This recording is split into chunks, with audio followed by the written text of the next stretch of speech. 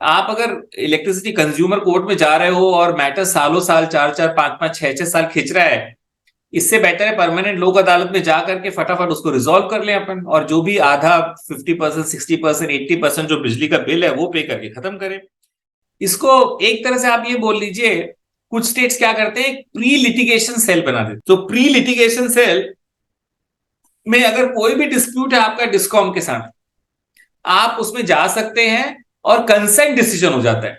आप resolution of dispute before the litigation itself starts actually.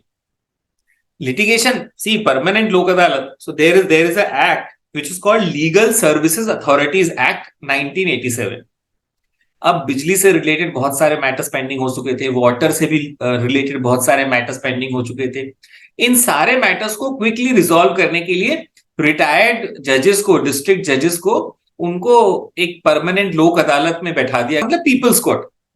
And एक discom का official आ जाता है और द कंज्यूमर, जो भी इलेक्ट्रिसिटी कंज्यूमर आ जाता है, और वो दोनों मिलके डिस्कस करते हैं और एक कंसेंट डिसीजन देता है।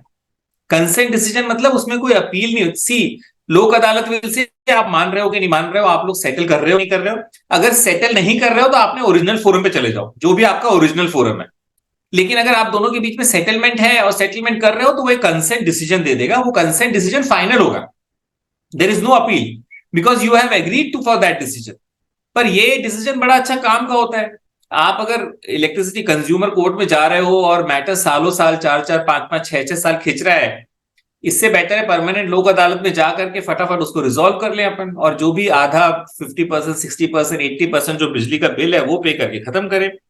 और so for example Madhya Pradesh ने प्री लिटिगेशन सेल बना रखा है, और वो हमेशा हर साल और 2 साल में एक मेगा लोक अदालत करते हैं। मेगा लोक अदालत में ये होता है कि जिसके बिल से डिस्प्यूट है, कोई भी डिस्प्यूट है आपका बिल का, वो बिल का डिस्प्यूट लेके आए, 25% तक रिबेट दे देते हैं अपने बिल में, and with 25% rebate you can pay the entire 75% का बिल पे करके उसको सेटल कर लो आप डिस्कॉम से। इवन जो क्रिमिनल ऑफेंसेस हैं, जो कंपाउंडेबल, क्योंकि electricity theft is a compoundable offence, compoundable offence होने के कारण आप लोक अदालत, कुछ कुछ स्टेट्स में होता है ये, so you can go to the lok adalat and then you can pay to the electricity department. Electricity department will withdraw the criminal matter, so it is good in the sense that it is on the spot settlement.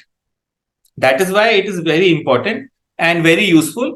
And this is also one advice: when somebody wants to close their disputes with respect to bills, they can go to permanent lok adalat and on the spot settlement can happen there.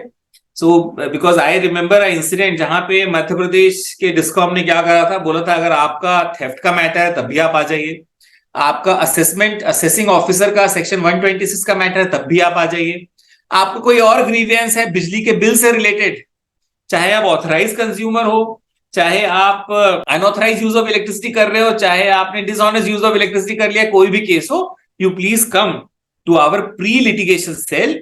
We will go together to the Lok Adalat, and after in the Lok Adalat we have certain powers we have given up to 25% or some, and then we will settle the matter.